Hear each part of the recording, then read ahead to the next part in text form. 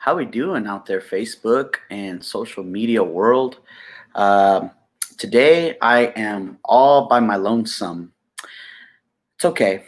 I think I might have a heart attack later. No, I won't. I'm all good. I'm all good. But the guys, A Rod's working, Chris is working, Lando's working. They're all hardworking motherfuckers. So they're out working right now. So I'm gonna do the podcast by myself today. So we'll see how that goes. Um, Before I introduce our guest, I always have something to say. I always have something to say. First and foremost, right now, if you're tuning in, please share the podcast. Share in various music groups. This is what the podcast is about. It's all related to music. So please go share it. Start a watch party, and yeah, that way we can get more viewers in here. And if, by the way, if you have any questions or comments, please ask. And Derek at Back Home Medium will pull it up. We'll discuss those questions. So that's the first thing. Second of all, be sure to find us on Twitch and on YouTube. Okay. We've been trying to reach out to different streaming platforms, and so just trying to push that. I'll be posting links below on the feed on where you guys can find our podcast. Like if you want to find the audio only streaming platforms, so I'll be posting those later. Some upcoming gigs for Aether. Well, first and foremost, I want to say a huge shout out to the peeps in Wichita at the Elbow Room and the doctor's office in Dodge City for having us this past weekend. It was a successful run. It was Chris's first show with the band, and man, we had such a good time, man. And we always feel very blessed to be, jamming at these places, because it's hard to gig. It's hard gig. It's hard to find gigs, and we can't say thank you enough. So, but some upcoming gigs that we have, October 9th, Friday, October 9th, Orlando and I will be up in Sharon Springs, Kansas, which is close to the Colorado border, I believe, if I'm not mistaken. My first time being there. I've never been there before, so we'll be on mountain time. So, let's see what else. We got a Halloween show that's in the works, October 31st on Halloween Day in Garden City, Kansas. And it'll be, okay, I can't say much about it, but it will be at the soon-to-be Hidden Trail Brewery. Colin Williams and Cody Cundiff and their other partner got a brewery in the works, and it's they got some cool stuff in the works. So, but they're planning on doing a Halloween party out there. We're gonna have some bands out there. More info on that. Colin is working on that. So, one of the things we wanted to update you guys is Lando and I are doing acoustic covers of local bands. Him and I are currently working on a couple songs right now. If you guys have any suggestions for bands or local bands, particularly that you guys want us to cover, please message us. Shoot us a message on Facebook or on Instagram or Twitter. Be like, hey, I think it'd be awesome if you guys covered this band or this song by this band. And so, we're just trying to challenge ourselves, trying to, cross network a little bit and, just help each other out a little bit. So, and enough of me blabbering. Without further ado, I'd like to introduce Steve Genereux, our guest today. Steve, how are you today, my friend? Doing well. How are you, Hugo? I'm doing good. I'm a little tired. I'm beat from school today, but I think I'm gonna live. There you go. That's what happens when you get old. Yeah, I'm starting to feel it. Yep. Bit about what you do. I missed what you said. You kind of got frozen. Oh, sorry. Introduce yourself and tell us a little bit about what you do for a living. Oh, Steve Genereux. I'm old. Just thought I'd point that out. I run lower groove guitars. I'm the only guy. I'm it. I do everything from buy the wood to set up the guitars, pack it up, and send it out. I also just reset up my recording studio and just released my fourth album here in Kansas called Alien Soup. I think we're going to give some away a little later. Oh, yeah. And I'm just having fun doing it all. It's been a musical life. That's really all I do. Very good, very good. That was a good introduction. Well, we're going to break this up into two sections. The first thing that I want to get to is talk to you a little bit about your job as a luthier. And for those who don't know what a luthier is, it's basically someone who builds guitars or basses. Tell us a little bit about what sparked your interest in becoming a luthier. How long have you been doing it, and how's that been going for you? Well, it was a real long time ago. I started playing, I got a set of drums when I was about 2.5, guitar when I was 5, bass when I was 7. And my dad had a workshop, and it was relatively small, but he did a lot of stuff in there. He was always doing something. So I got myself in there, and I tore apart a piece of shit guitar and made a reverse flying V body and attached the neck on there somehow. And I made a bigger piece of shit. It just worked out like that. It was one of those things that didn't play, but it was the beginning of wanting to do that. And as it went on, through school and stuff, I just picked up more instruments. And I was actually teaching by the time I remember one of my buddies, Gordon, saying he remembers me teaching him sitting on my bed when I think we were 12 or whatever it was, teaching him bass. And, I was playing a lot of different styles of music from when I was young. First band gigs were, I think 11 years old, my first paying gig. Oh, wow. Holy and crap. Yeah. So it's been a lot of years, 50, I don't even know, 54 years playing bass, guitar, drums, all that kind of stuff. So same thing with all my album stuff. I do all that myself too. So, great. And with Lower Groove, it seems like it's really picked up in the last few years as far as, the designs that you've come up with, and even your sales. Can you tell us a little bit about maybe some of the different designs, how I don't know what inspired those designs and the names for them and so forth? Well, I always take everything just from what I look at, and I try to keep it, as you would put it, sexy. I want it to look cool. That would be the first thing. I want it to be comfortable, be balanced, that type of thing. So looking at the different models and the stuff that's out there that a lot of people play, I try to keep a couple somewhere in that zone. Like my Paragon is like a P bass. A J bass is similar to my Hydra. Also the hook. I have a couple of other models. Everything starts basically on a graph paper.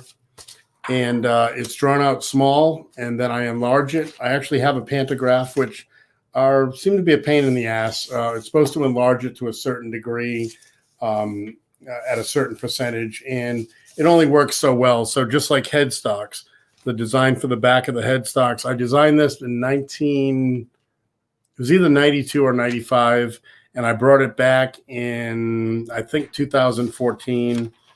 And this is just the way I work with everything, graph paper. Okay. And I do it all old school. Same thing with the bodies. It takes me 30 hours approximately to design a body. So I'm happy with it. I'm comfortable with it.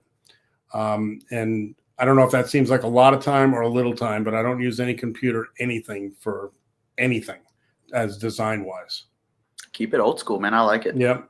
Yeah. A lot of work. And now that we're talking a little bit about the bodies, and I know this is different for the people that are just listening on audio, but you have a bass sitting right behind you. Can you tell us a little bit about that bass, like the name of the bass, and this one right here?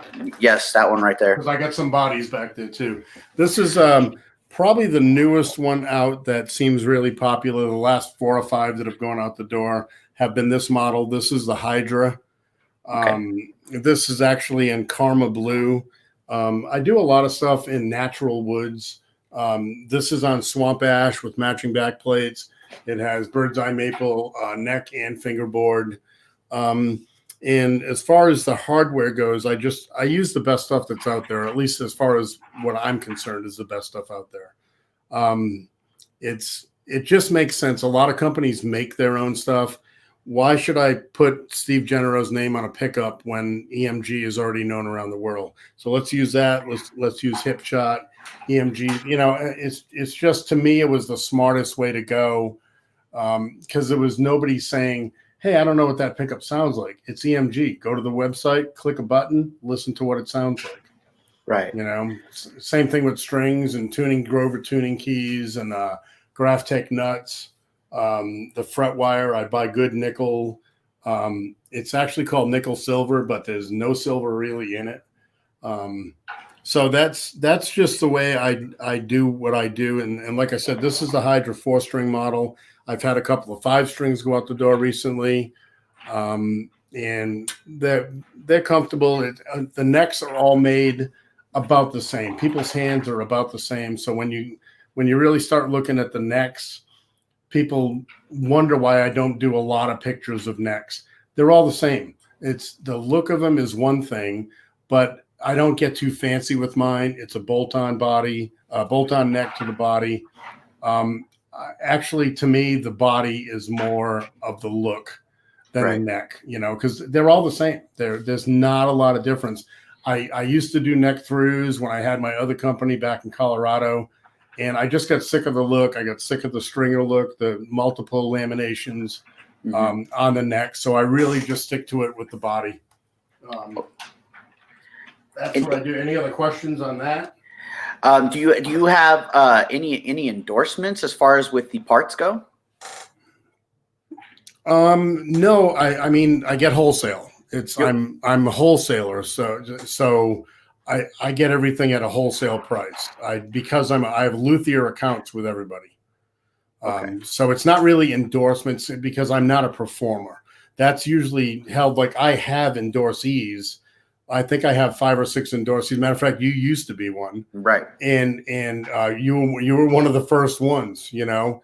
And they all sign a contract and hang with me for 3 years or whatever it is, and some stay longer. And you know, it is what it is. There's a million guitar models out there and designs. I don't hold nothing bad against anybody. You want to play something else, play something else. You know, not when you're endorsed with me, because that's a you know, you play my stuff. You know, but that's okay. So yeah, I'd like to say that I get endorsements from companies, but because I'm not a performer, that's not the way that works. Right. Okay. James Hensley was asking, is that a swamp ash there on the back that you have on the bench back there? Swamp ash body? Hang on one second. This one right here is zebra wood. Matter of fact, I'll try to pick them up. The audio is going to get a little crappy. It's all right. It's no big deal. This is zebra wood top. It's, I'm going to say 3/8 to a 1/2 inch top. It's on American cherry with Purple Heart back plates. And this will get, all I do now is the EMG 35s or the 40s, depending on whether it's a 4 or 5 string. And the reason for that is when you look at a pickup like this, you're looking at the housing of the pickup. What's inside the pickup can change. So I can still have a P-bass pickup, a split P inside of this, or a single J, or dual coils, humbuckers. I can still have whatever I want inside of that housing. It's just that I really like that look of the housing. It's more modern. I do not like the feel under my thumb because I've been a bass player forever. I hate P-bass pickups. I just hate the feel of them. I don't like playing them. They're uncomfortable. I don't know why they're still on instruments, quite frankly. So that's why I do this. I just like the look a lot better. And quite frankly, that's all I do now is that. Let me show you the other one. Glad I brought these in here because I wasn't originally going to. This one's for Luis Barragan out of Arkansas. He's already purchased this, and it's in the build process. This is a spalted maple top on swamp ash, and I tend to do a lot of Purple Heart backplates. I just love the contrast, And I do other ones too. I have Bloodwood and Yellow Heart and It's whatever. beautiful. Thank you. Whatever it might be. So this is epoxy filled for everything here. Excuse me. And once it's buffed out, this is only like 3 coats of finish on this right now. This is not buffed out or anything, what you're seeing. So it looks good, but not great. So it'll look real deep once it gets the buffing and it's sanded out with 2000 grit. Right. And you said you create your own colors, right? Like as far as for the basses and the guitars. Okay. Yes. How's that process go? Like how do you go about doing that? Hang on, let me grab a thing because I seem to be talking a lot. This is me too, man. I gotta have something to drink, man. Yeah. I use aniline dye for my colors. Dyes dig into the woods very deep. Where a stain is basically a thinned out paint, or at least that's an easy way to look at it. Mm-hmm. It sits on top of the wood, where a dye digs in and seeps way in. Now, to get something like that, or a few of the other ones I've done where it's a high contrast, I will dye it once with something that's got a little more black in the dye, and we're talking very little. And then I will partially sand that off, and then that gets dyed with the original color again. And what that does is it leaves the dark in the softer back grain, and it brings out the color. Then it gets an epoxy over the top, and that's my sealer. That seals the wood completely. And then I use a 2K polyurethane finish, which basically has a hardener and the finish itself. And once you mix the two together, you have between 24 and 48 hours to use it, or it just hardens right in the pot. Gotcha. But it hardens really good. It's a car finish. I'm going to say maybe 20 or 30% of manufacturers out there use it. Once again, I am not a fan of lacquer. I used to spray it, and I will not spray lacquer anymore. I know some companies out there that charge an exorbitant amount because all they spray is stuff like this, and they do satin and whatnot. They actually charge like $1,000 if you want a lacquer finish. The thing about lacquer between that and this, the difference is lacquer takes approximately 30 days to dry. You put on all your coats, which is usually between 12 and 14 coats for a regular finish. Mm-hmm. And you leave it for about 3 to 4 weeks to dry. Then you go ahead with your level sanding and you can buff it. This stuff, just like what I was just handling, that was finished a couple of days ago. It's literally dry in 15 minutes. You can handle it all you want in 24 hours. What's that? Usually. You're cutting out.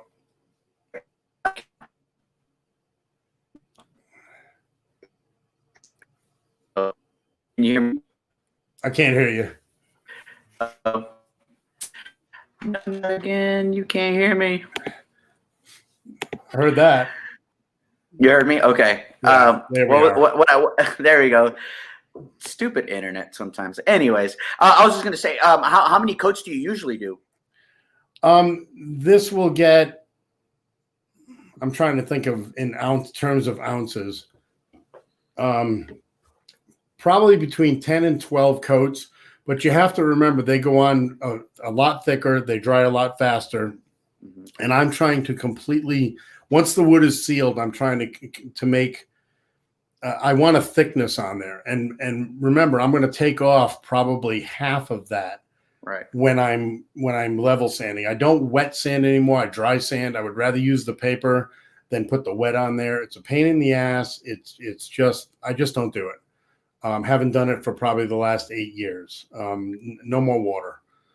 So most of that finish comes off, and I'm pretty comfortable with the way that comes out. Then it goes to a buffing wheel, and it gets a fine and an extra fine buff on a 14-inch wool wheel, probably yay wide, and works real good.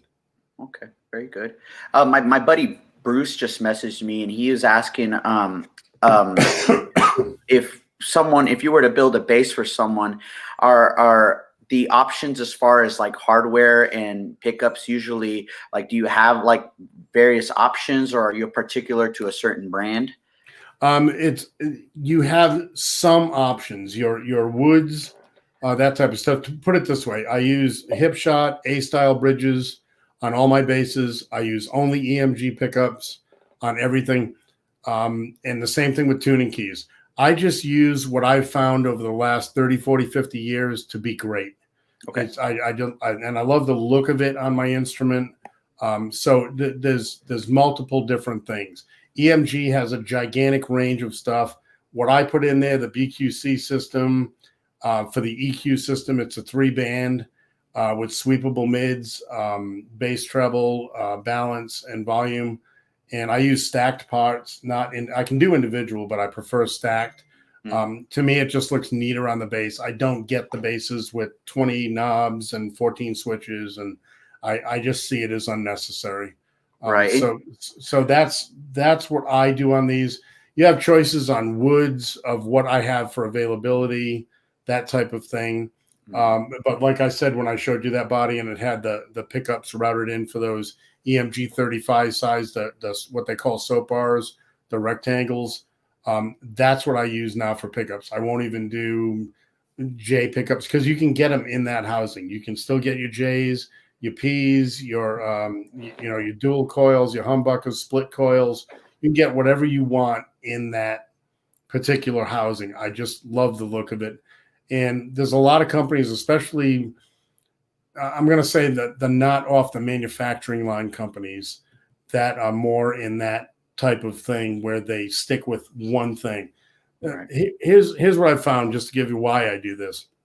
When I started the company, I had no wholesale or anything. So everything I bought was retail price. Mm-hmm. So a bass was astronomical by the time I got it out the door for me to build. It's still a lot. So I found that I could go on eBay, whatnot, TalkBass, whatever, and I could buy pickups because they'd get a set of EMGs. They didn't like them. They'd sell them for half the price online. They were brand new. They were used for like 20 minutes. So I would buy them, and that's how I started the company in order for me to not have to go pay retail. I basically got wholesale. So, and guys change them out so fast. You can ship a bass with Fralins or, whatever, Bartolini's, and they're not going to like something about it, and they're going to change that out. And so I found that why get the wholesale account with 10 different companies and offer 10 different offerings when somebody's going to change it out anyways. What I've got, I really love. I stand by EMG. I think they're awesome. Right. And the great thing about EMG is that they, like you said, they're very versatile. They have, and then you do have the option, while they're well known for the active pickups, they do have passive pickups as well. Right. So that's you can't go wrong with EMG, definitely. Right. And a lot of people don't know that with EMG and a lot of active pickups, you can go to center detent on your tone. So your bass, treble, and mids, and you can go to center detent, and that is actually the passive setting. No need for a passive switch. I've never seen the need for a passive switch. And a lot of guys that play these don't even want the passive part. So one of them, just turn it to the center detent and you're at passive. And that's where a lot of guys start off and then work. And they will plus and minus 12 dB on these too. A lot of companies, they only go up. So you can only turn it up, but these will take away and add. There's the big words. Very good. So one of the questions that I had personally for you, Steve, is has since COVID started, back in March, Mm-hmm. Has that affected your work in any way? I mean, have you seen a decline, or has it been kind of steady? How would you describe that? I still have instruments going out the door, but it definitely affected it without question, especially because I repair also. I do repairs on anything, a broken neck, restringing, new pickups, whatever. I stay away from fret jobs just because they're tedious, they're a pain in the butt, and nobody seems to be happy with them. So I let somebody take it, and somebody else can do it. I recommend somebody else when it comes to that. So it's just that simple. But yeah, especially the repair business, because people just aren't bringing shit over. Right. And So, I will say this for those, and Steve did not pay me to say this. All of my guitar stuff goes to Steve. All of my bandmate stuff, it goes to Steve. He hands down will take care of your guitars, your basses, throw him a mandolin, maybe, I don't know. But yep. he hands down does some of the best work. So any of you guys out there listening in or Southwest Kansas or even in Wichita, if you guys want some good work on your instrument, top 10 out of 10, I recommend Steve every time. So just something to think about there for all you guys that are listening. Thanks. Yeah. Steve, really quickly, if people wanted to find pictures of the bodies and the basses and the guitars that you have, where would people find that? lowergrooveguitars.com. Just plain and simple. Are you on social media anywhere? Yeah, Instagram and Facebook. Okay. And Instagram is just at Lower Groove Guitars. Facebook would be Lower Groove Guitars. Very, very good. So be sure to go give him a like and a follow on Instagram as well. He's always posting pictures of all of his new work. And then, of course, he always has his endorsees that post pictures as well. So, so very cool, man. So now I'm going to flip it to the other side. And thank you again for telling us about your job as a luthier. But now let's talk a little bit about your song. When I first knew you as a songwriter, I know your son Alex, who I went to high school with, and that's how I kind of got introduced to you, and I knew your music. Tell us a little bit about your inspirations, man. What made you become a musician? Once again, that starts right back from when I was 2.5 years old. My mom said I used to pull out at 2 years old. I would pull out pots and pans and take spatulas and beat on them like drums. So as funny as that sounds, that's exactly how I got my start. I remember watching, and yes, the Beatles are my favorite band.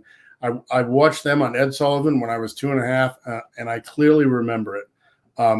From then on, that was it. I remember some of the first stuff I played was Jose Feliciano and Light My Fire and Deep Purple, Smoke on the Water, and all of a sudden I was into Yes and into Kiss and King Crimson and Rush, and if it was challenging on the bass, I would play it. But I also played drums right through high school.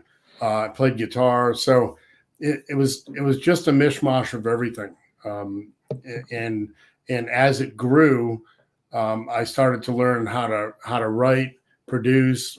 I've got songs that's on another album that I wrote when I was 11 years old and 14 years old. Nice.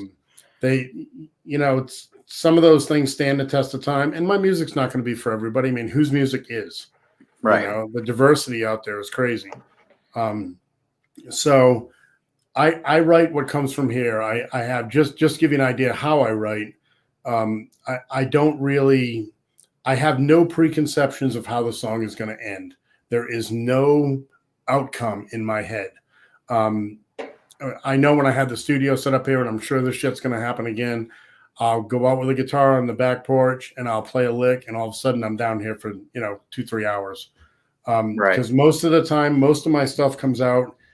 I can't record it fast enough. It's just out, which means bass, drums, and guitar I can usually have done in an hour and a half, and that's live drums, live guitar, live bass, and so on from there. It's and then I work on the rest as it goes. I just released an album, and 2 months before it was released, I already started on shit for the next one. So I have 18 songs right now on the recorder. That's just ready to go. I'm just working on them as I go. Right. So. In that recording process, with technology being so advanced as of lately, how would you describe recording to now? How is that process for you? Sorry, bud, but you cut out on the whole middle Oh, section of your words. Try it again. sorry. No, I was just talking about, the process of recording back then, when you first started recording compared to now with the Oh, newer technology. How wow. how is that different for you? I believe I've mentioned that I'm old. So I started with cassette, and I would record on one cassette. I'd have two cassette decks. I'd record on one, and unfortunately, the piece of shit one that I had was a little too fast.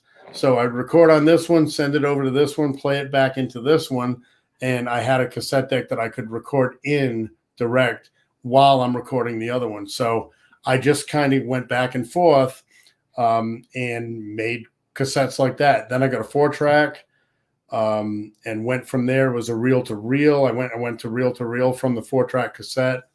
And then I'm trying to think around what year it was. It was probably in the early 2000s that I got one of the first digital recorders that wasn't astronomically priced.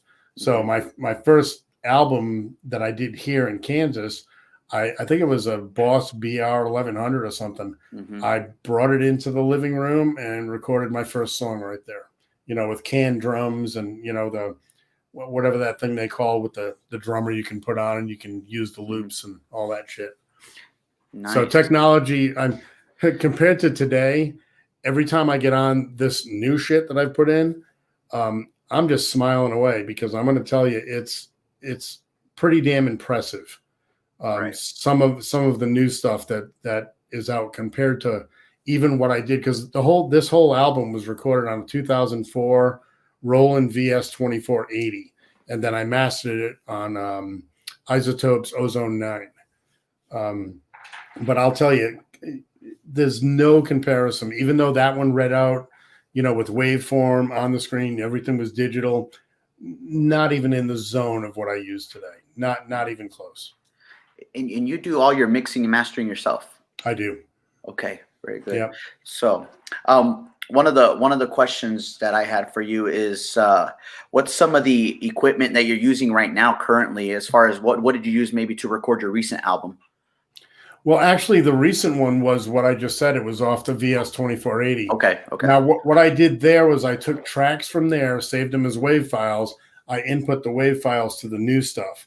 So a lot of them are older songs, slightly older, 10, 12 years, and it's getting new lyrics, new guitars, new drums, new whatever it might be, whatever I deem needed or necessary for the outcome I'm looking for. You know what I mean? So do you want to know kind of what I'm using? Yeah, tell us a little bit about maybe the programs and stuff like that. Well, I built this desk. This is one. I'm a blue fan, so this was a black with a blue mist over it. Same thing with the speaker stands. Got my my MIDI controller under here, which of course will do whatever. I run Persona Studio 1.5. Whatever the latest version is up there. I also run Superior Drummer by TuneTrack. That program is amazing. I've seen and used a few of the other ones out there. They can't touch this thing. I can take my old drum tracks, put them in as MIDI, and I can take the tracks and pull them over into the Studio One, and all of a sudden I've got MIDI tracks of the drums. I can change drums. I can, and what I've got, the SDX files, they are all recorded by guys like, I think it's Bob Massenberg. There's a bunch of different guys, Eddie Kramer and whatnot. They recorded all these in the best studios with the best drummers, and they sampled everything. And I mean, it just sounds like a real drummer is sitting right next to you. It's amazing. And technology is amazing, especially when they can make drums sound real like that. So well they are because they are real. Yeah, they are real. That's it. And they're recorded in 11.1 surround sound, and some like the new Eddie Kramer's recorded in 5.1. So when you click the mixer, it opens up to a section of what they did to it, and then the raw drums. They have their easy drummer too, but they have the raw drums. So you can go in and you can screw with mics. So you might have a front kick mic and a sub mic, and your kick on the head. Then you've got ambient, you've got mics that are placed at different places. You can mix and master all of those things. Plus, you can tune the drums. It's ridiculous. I smiled for 2 straight damn days when the first day. I couldn't believe it did it. It's the same thing with the Melodyne for the voice. That is just amazing. Because I had a few notes here and there that weren't quite where I wanted them. And I put it in Melodyne and could just straighten them right out. Right. And, I only did that with 2 songs out of the 11 on the album with some of them. But another smile for 2 straight days. Unbelievable. Every time I turn it on, I'm like, how the fuck does this do this? Very. Thank you for explaining that. One of the other questions I had was, you just released Alien Soup, mm-hmm. which of course, for all you guys that are listening right now, you can find that on iTunes, Spotify, iHeartRadio, YouTube, everywhere. Google Play. You can find it everywhere. Basically, all your main streaming platforms. Go look up Alien Soup. Now, before I ask this next question, okay, we're going to do a giveaway.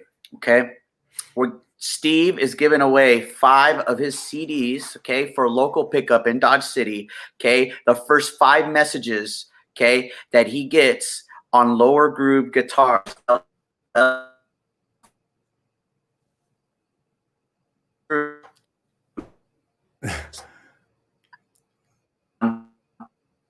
He's cutting out again. The first 5 messages, on Lower Groove Guitars, I'll give you each a CD. And they are for sale local, $10 each or $12 shipped, and they're for sale all over online too. So I've got plenty of people that have messaged me that say they like what they've heard. So that being said, Steve, can you tell us a little bit about your album? What is the inspiration behind the album? Who worked on it with you? Are there any features on there? Tell us a little bit about that. I write, record, mix, and master, and play all the instruments and sing all the vocals. The couple of guest spots that's on there are my son wrote Drive and Ghost with me. He basically came up with an idea. I took it from there and put the band in, and that was me. So he played guitar on that one also. Acoustic on one, electric on the other one. Drive is definitely the heaviest thing on probably that I've ever done, and that's on that album for sure. Ghost is just very moody and cool. It's just a cool song. And I like that song. It's a good song. Thanks, man. And then one of my buddies, Richie Som, used to run the local music store here. He played lead on what I would call the love song on the CD, a song called Somehow. It's just one of those songs. It's I get vulnerable in it, and basically give away parts of me in that song. So just another one of those. I believe a couple of my friends were listening to it once. They come over and they heard that and they said, if it was 1986, you'd have every chick on the block, So it was just because it's one of those songs that the ladies like it. It's just a nice, mellow kind of love song. Right. So very cool. What was the other questions you had? What inspired the name of the album, Alien Soup? I'm going to read right off the back. Okay. And you will. I'm going to lift my glasses because once again I'm old. I believe we are all twisted in this great universe together, with all the cosmic dust and species it contains. We are not native to this earth, thus making us all alien soup. So that tells it right there. I believe that we are more than what we believe we are right here. Okay. We are a conglomeration of many things. Absolutely. So that's Alien Soup. I said it one day because I was playing for a while before I decided to not play live anymore with a classic rock band here. And I just said that name one day and they both looked at one another and said, that should be the name, because I had a bunch of them picked out. Very good. And for those that are,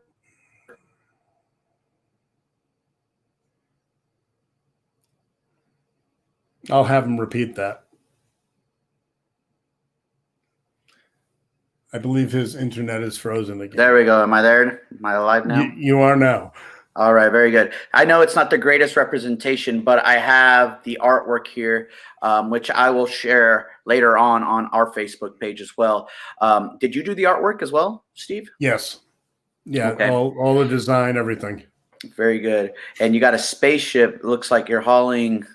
What is that? What are you hauling in that spaceship? I'm hauling soup. It's Andromeda Soup. Andromeda Soup Company. Yeah, I had some cool shit made up, like George Martinez worked here for a while, and he helped me do some of this stuff because he works with Photoshop a little different than I do, and we got through some of this, and he said because I was looking for soup names, so I had Gray Gumbo and Cream of Human and a few things like that. And I was going to put it on here. And when I put it on here, I didn't really like it. It just kind of lost itself.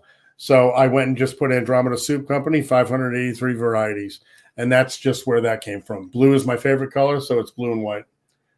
So, oh, man. I love it, man. I like it. It made me chuckle when I first saw it. So I like Thanks. it. So for all you guys listening out there, go check out Alien Soup by Steve Genereux. Again, available on all streaming platforms. One of the questions that we had on Facebook, Nicholas Troy was asking, what are your top 5 bass players that inspired you, especially when starting out? I listen to everything. And like, you got to remember, I'm old again. And so AM radio is big. If it came on, I played it. And I kind of learned really fast, so I picked up stuff right from the first minute. I listen to the chorus and verse, try to play that, and by the next time it played through in that song, I'm playing it. But if I have to just pick out bass players, Paul McCartney, Chris Squire from Yes, Geddy Lee from Rush. Chris Squire basically taught me how to play bass with a pick. I mean, because I do slap, I do finger style, and I do pick. And I'm trying to think. Those are probably the top 3. Man, I can't believe I can't remember his name. From a band called XTC. Oh, I love it. I don't know his name either. Colin Moulding. Okay, but I love that band. Unbelievable. Yeah, I turned you on to that one time. I said something, and you said, I'll go look it up. And yep, there it was. Colin Moulding. And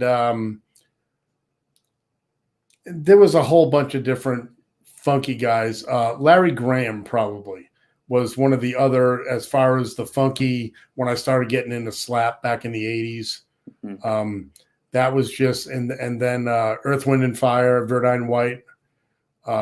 So those were the big names, but really everybody, it doesn't have to be a phenomenal, fast, slappy thing. That's why you look on Instagram and everybody's slapping the shit out of a bass. Here's the deal: how many songs do you actually do that shit in? Right. Very, very few. I don't hear a lot of bands that go out and they're slapping the shit out of a bass.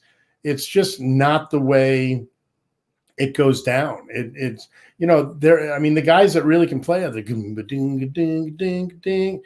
Just keeping that 1-4-5 groove together. That's where I started. That was my big stuff back then. I actually started playing 50s music. Couldn't tell you the bass players. I played some Motown, and I'm trying to think of his name right now, James Jamerson, and that type of stuff. I always liked something that was interesting, something that was moving, and that had a feeling, a groove to it. Just like my music, I fill in stuff. I don't like spaces unless it's a necessary open space, which a lot of people as musicians do not leave enough of. Right. That's probably where it was. Thanks, Nick.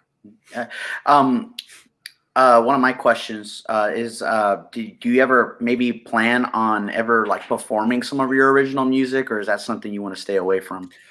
I thought of that, and this year, actually, my last gig at Central Station was my last gig.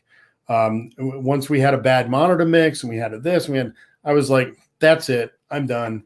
I had a stroke a year and a half ago. I've recovered really well, got a slight limp, but other than that, man, I'm just kicking it because I don't give up. I just forge forward. If it's not happening right, I'm going to make it happen. So I thought about it because there's a thing called Show on Studio One, and basically you can set up all your songs and your show with click tracks, your backing tracks, just like all the big bands do these days. Right. They do all the backing tracks. So I could go out there and do the entire album and my last 3 albums or whatever the hell I want to do on there. But where we live, there's just not enough places for me to do that. If I was back east, I grew up in Pawtucket, Rhode Island, probably 40 minutes, half hour from Boston, Massachusetts. There was tons of places to play. And I played a lot. That's really, I lived music. Right. So I'd love to do it, but it just seems like an awful lot of fucking work.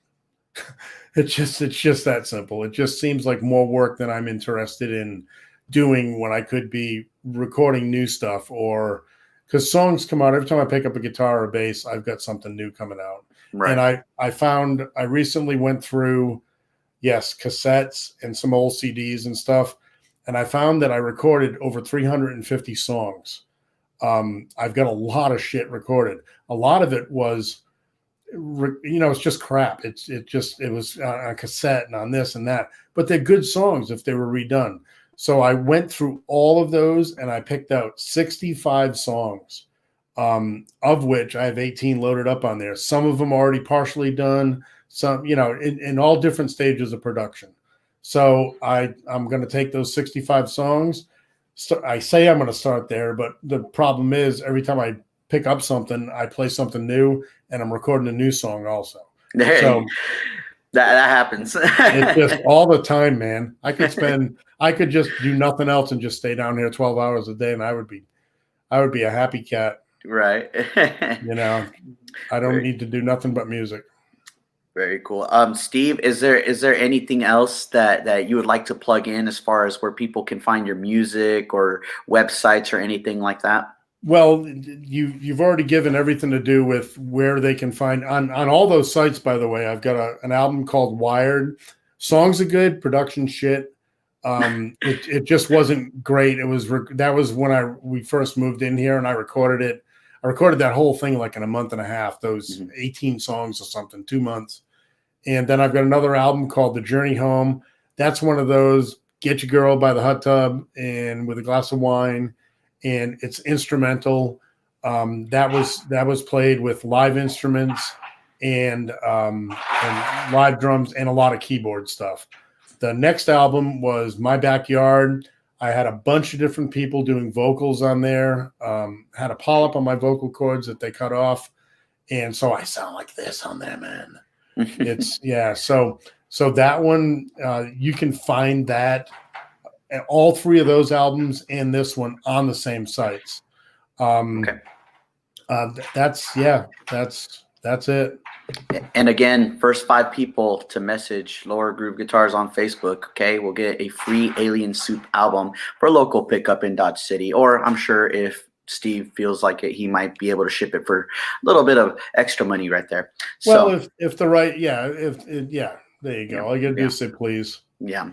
So, Steve, before we end the show here, we always end with a game of this or that, or it's kind of like what people like to call "Would You Rather," Sure. and it's just kind of a fun little ending to the podcast here.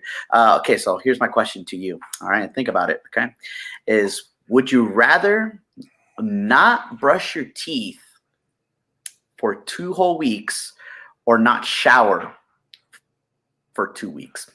Holy shit. Both of those are bad, but I'm going to have to, I hate to say it, but I'm going to have to go with brush your teeth because I hang around with myself. I talk to wood. It doesn't give a fuck what my breath smells like.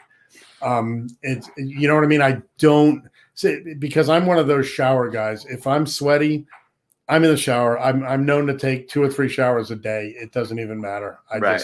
I'm that guy. So I hate to say it. I know it sounds grosser, but I'm going to say brush your teeth because, like I said, the guitars, I've never had a guitar complain to me about anything. There you go. You know, everyone out there, beware of Steve and his smelly breath one of these days. No, I'm just joking. Steve, it was a pleasure having you on our show, man. And we can't thank you enough for being on, man. And I hope you had a good time. Yep.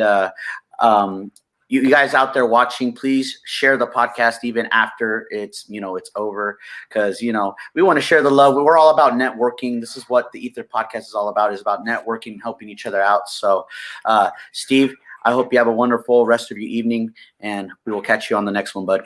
Thanks, you too, brother. Thank you very much for having me on here. Enjoyed it. See you guys. Wow. That was a great episode, man. I really enjoyed that. Just one last thing, guys. Please also follow our homies at Back Home Media, who basically put on this show for us. Any of these cutouts that you guys see, like interference, it's all me. I just have shit internet at home. So I'm even hardwired right now, Ethernet cable to my router right here. Cox, get it together. Or someone get it together. I don't know who the hell. The antennas are Trump. Fuck you, Trump. Or fuck you, Biden. Anyways, we'll see you guys at the next one. Well, I don't think it, I thought that's different. I said what I said and I meant it, or lamented.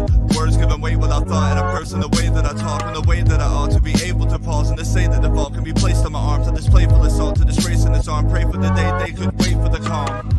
You can't control the storm, only weather it, whether it's 5 weeks and 5 days of rain sideways, or scorched earth, search for death or water left with all the thorns, with the petals gone, settle on the breath of autumn. If the crown fits, wear it, the crown fits. If the crown fits,